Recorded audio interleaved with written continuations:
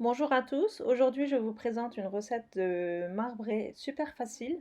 En fait c'est le gâteau Savane, le célèbre gâteau Savane que tous les enfants adorent. Alors je l'ai testé à la maison et franchement c'est une tuerie. Vous pouvez l'essayer les yeux fermés, les enfants l'ont validé à 100%. Super moelleux, super bon, avec le bon goût du chocolat qu'on aime. Alors les ingrédients, il nous faut 4 œufs, un verre de sucre, moi j'ai mis un peu moins d'un verre, mais vous pouvez changer selon vos goûts. La moitié d'un verre de crème liquide, 120 g de beurre, 100 g de chocolat noir, un sachet de levure et deux verres avec 1 cm de moins pas rempli au taquet et un peu de sirop de vanille. Mais vous pouvez utiliser du sucre vanille à la place. Alors cette fois-ci, j'ai voulu vous montrer comment je prépare mon moule.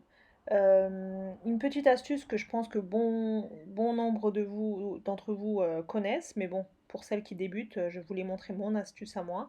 Alors un petit peu de beurre mou, surtout pas fondu ou froid. Avec un pinceau, vous badigeonnez tout votre moule de beurre et vous rajoutez une cuillère à soupe de farine et vous remuez votre moule jusqu'à que la farine s'imprègne partout et vous renversez l'excédent de farine. Votre moule est prêt. Là, j'ai allumé mon four à 165 degrés. Il est en train de se préchauffer le temps que je fasse mon cake. Ensuite, j'ai mis 60 g de beurre dans un verre et l'autre partie, c'est-à-dire les autres 60 g sur le chocolat noir et je vais les mettre au micro-ondes à fondre tous les deux. Pendant ce temps, je verse mes œufs dans un saladier, je verse le sucre ainsi que le sirop à la vanille, mais comme je disais, vous pouvez utiliser de l'extrait de vanille, du sucre vanille, comme vous le voulez. Une bonne cuillère à soupe, j'ai mis du sirop à la vanille. Et même pas besoin d'utiliser un mixeur ou un batteur électrique. Je fais tout avec le fouet à la main. Franchement, c'est une recette super simple qui prend pas de temps. En 2 minutes, vous le faites et hop, au four. Et c'est un pur délice. Franchement, une recette que j'insiste pour que vous testez, parce que je sais que vous allez l'adorer. Une fois qu'on a bien remué le tout, c'est-à-dire l'œuf, le sucre et le sucre vanille, on rajoute la moitié d'un verre de crème liquide, c'est-à-dire 120 grammes. Si vous voulez les mesures en grammes, je vous les mettrai en barre d'infos. Voilà, une fois qu'on a bien mélangé, on va verser la farine et la levure chimique.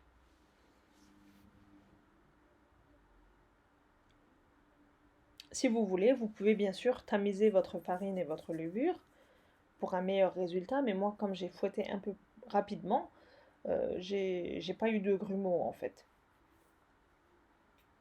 Et toujours commencer vers du centre et ramener la farine des bords. C'est une astuce aussi un petit peu plus simple, mais bon. Voilà, notre pâte est prête, du moins presque prête. À ce stade-là, je vais la diviser en deux. Comme vous voyez, j'ai plus de grumeaux, hein, j'ai bien mélangé. Je verse la moitié de ma pâte dans un autre récipient.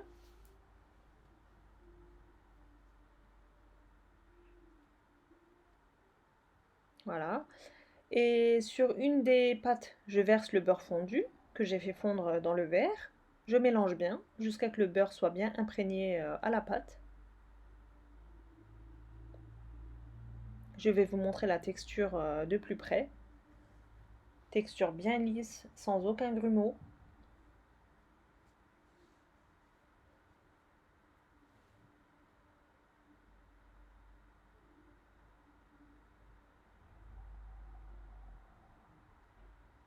Et voici le chocolat et le beurre fondu. Mon bol a beaucoup trop chauffé, mais l'intérieur n'est pas excessivement chaud, donc j'ai juste eu du mal à tenir mon bol. Je mélange le tout jusqu'à ce que le chocolat soit bien fondu, bien lisse. Et je verse cette préparation dans l'autre pâte que j'ai réservée de côté. C'est mieux d'utiliser du chocolat noir à la place du cacao. Vous avez vraiment le vrai goût du chocolat. Et toute la différence est là en fait. En utilisant du chocolat et du beurre, vous avez un marbré excellent, bien moelleux, bien aromatisé comme il le faut. Voilà, j'ai bien mélangé les deux préparations. Et à tour de rôle, je verse un petit peu de ma pâte blanche, un petit peu de sel au chocolat. Mais si vous voulez aller plus rapidement, vous pouvez verser en 2 ou 3 fois, hein, c'est comme vous voulez. Moi, c'était pour avoir plusieurs couches de couleurs différentes, donc c'est pour ça que j'ai procédé de cette manière. Mais c'est comme vous voulez, quoi.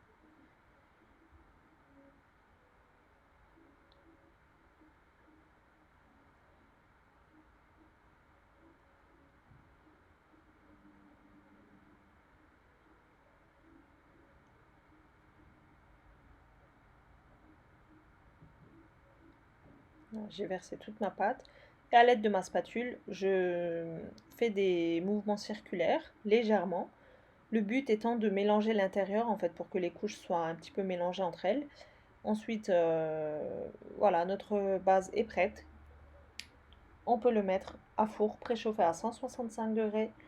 Alors moi, pour moi, dans mon four, il a cuit environ 45 minutes, mais la cuisson reste à surveiller. Tout dépend de votre moule, tout dépend de votre four. Et voilà, donc j'ai bien laissé cuire pendant à peu près 45 minutes. Si vous êtes nouveau sur ma chaîne, n'hésitez pas à vous abonner, à laisser un petit like ainsi qu'un petit commentaire. Et surtout, si vous avez des réseaux sociaux, vous pouvez partager mes recettes sur vos réseaux sociaux. Ça me fera de la petite pub et je vous en remercie d'avance. Et merci à toutes celles qui sont là depuis le début. Donc voilà.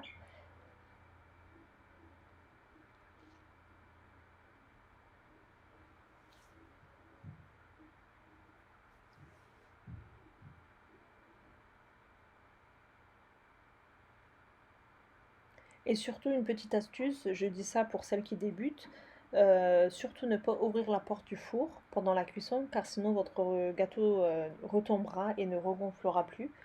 Ça sera raté, quoi, hein. Donc, au moins 35-45 minutes, surtout ne pas ouvrir la porte du four quand vous faites un gâteau.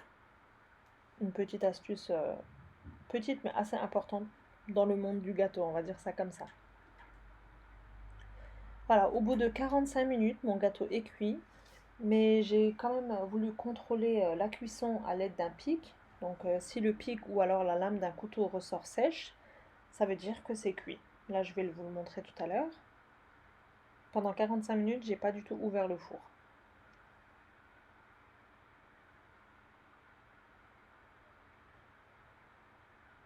Je pique à l'aide d'un pic et voyez, il ressort sec. Mais s'il y a de la pâte dessus, vous prolongez la cuisson encore de 2-3 minutes, voire 5 minutes. Voilà, mon gâteau est sorti du four. Je prépare mon plateau. Et moi, je démoule toujours à la sortie du four, c'est-à-dire au bout de 5 minutes.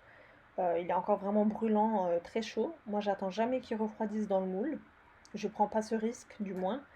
Et vu qu'on a bien mis du beurre et de la farine, ben il n'y a aucun risque que ça accroche. Je le démoule encore chaud et il est extrêmement moelleux. Vous allez le voir.